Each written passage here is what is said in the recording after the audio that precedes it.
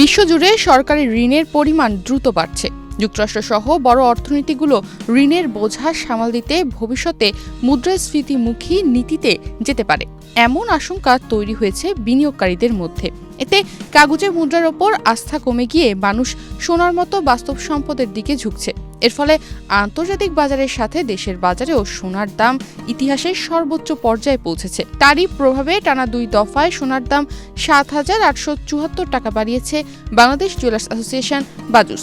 ২৬ জানুয়ারি সোমবার থেকে দেশে ২২ ক্যারেটের প্রতি ভরি সোনার দাম ১,৫৭৫ টাকা বেড়ে ২,৫৭,১৯১ টাকায় বিক্রি শুরু হয়েছে।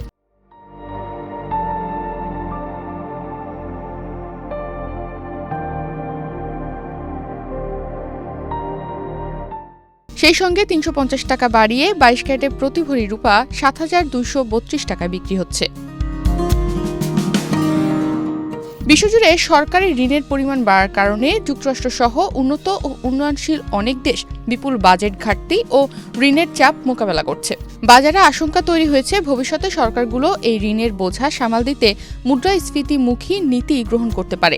এমন পরিস্থিতিতে কাগজে মুদ্রার ক্রয় ক্ষমতা কমে যাওয়ার ভয় থেকে বিনিয়োগকারীরা সোনার মতো বাস্তব ও সীমিত সম্পদের দিকে ঝুঁকছেন। অর্থনীতিবিদরা একে ডিবেসমেন্ট ট্রেড হিসেবে দেখছেন, যেখানে অর্থের মান কমার আশঙ্কায় মূল্যবান ধাতুতে বিনিয়োগ বাড়ে।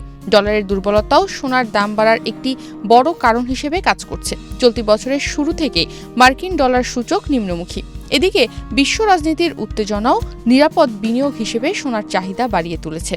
রাশিয়া ও ইউক্রেনের যুদ্ধ এখনও সমাধানের পথে এগোয়নি। মধ্যপ্রাচ্য ও লাতিন আমেরিকার বিভিন্ন অঞ্চলে সামরিক ও রাজনৈতিক উত্তেজনা বাড়ছে। ফলে আগাম প্রত্যাশার ভিত্তিতেই বিনিয়োগকারীরা সোনার বাজারে অবস্থান শক্ত করছেন। আন্তর্জাতিক বাজারে সোনার এই উত্থানের প্রভাব সরাসরি পড়ছে বাংলাদেশে। বৈশ্বিক দামের সঙ্গে সমন্বয় রেখে দেশের বাজারেও সোনার দাম রেকর্ড উচ্চতায় পৌঁছেছে। এতে সাধারণ মানুষের জন্য স্বর্ণালংকার কেনা ক্রমেই কঠিন হয়ে উঠেছে। বিয়ে ও সামাজিক অনুষ্ঠানে গয়না ব্যবহার কমে যাওয়ার প্রবণতাও দেখা যাচ্ছে। নতুন মূল্য অনুযায়ী আজ থেকে দেশের বাজারে ২২ ক্যারেটের প্রতি ভরি স্বর্ণ বিক্রি হচ্ছে ২,৫৭,১৯১ টাকায়। এছাড়া ২১ ক্যারেটের প্রতি ভরি সোনার দাম ২,৪৫,৫২৭ টাকা, ১৮ ক্যারেটের প্রতি ভরি সোনার দাম ২,১০,৪১৯ টাকা এবং সনাতন পদ্ধতির প্রতি ভরি সোনার দাম ১,৭২,৯১৯ টাকা নির্ধারণ করা হয়েছে। গত কয়েক বছর ধরে বলতে গেলে ধারাবাহিকভাবেই বেড়েছে সোনার দাম। তবে ২০২৬ সালের শুরুতে দেশের বাজারে ২২ ক্যারেটের প্রতি ভরি সোনা ২,২৪,১৮২ টাকায় বিক্রি শুরু হয়। ২০২৬ সালে ১ জানুয়ারি থেকে এই পর্যন্ত দেশের বাজারে মোট ১৩ বার সোনার দাম সমন্বয় করা হয়েছে। এর মধ্যে ৯ বার সোনার দাম বাড়ানো হয়েছে এবং ৪ বার কমানো হয়েছে। নতুন বছরের প্রথম ২৬ দিনে দেশের সোনার দাম বেড়েছে ৩৩,০১০ টাকা। ২৫ জানুয়ারি রোববার সোনার নতুন দাম নির্ধারণ করে বিজ্ঞপ্তি দিয়েছে বাজুস।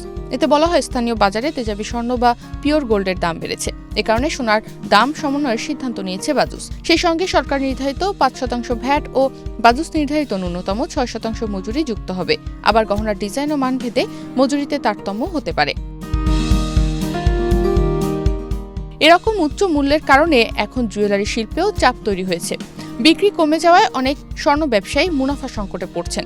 নতুন অর্ডার কমে যাওয়ায় শ্রমিকদের কাজও অনিশ্চিত হয়ে উঠছে বলে সংশ্লিষ্টরা মনে করছেন। তবে অন্যদিকে অনিশ্চিত অর্থনৈতিক পরিস্থিতিতে কিছু মানুষ সোনাকে নিরাপদ বিনিয়োগ হিসেবে দেখছেন। ফলে অলংকারের চাহিদা কমলেও বিনিয়োগ উদ্দেশ্যে সোনা কেনার প্রবণতা পুরোপুরি কমেনি।